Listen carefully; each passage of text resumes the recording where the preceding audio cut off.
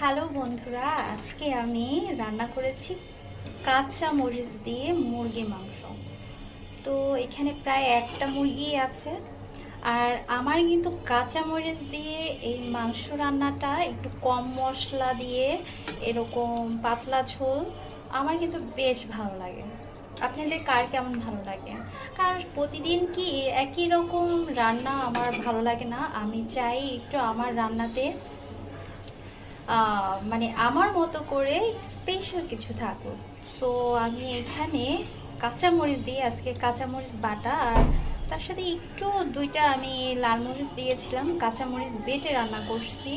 এখানে কিছু আস্ত কাঁচামরিচও দিয়ে দিচ্ছি, কারণ আমার ছোট বাচ্চা আবার বেশি ঝাল খেতে পারে না, আর বড় ছেলেটা বেশ ঝাল খায়, তাই কিছু আস্তা মরিচও দিয়ে দিচ্ছি। আর আমার কিন্তু এই কাঁচামরিচের রান্নাটা আমার কিন্তু বেশ ভালো লাগে। আমার তরকারিতেও আমি কাঁচামরিচ দিয়ে খাই, আর বেশিরভাগ আমি বাটা মশলাই আমি খুব পছন্দ করি।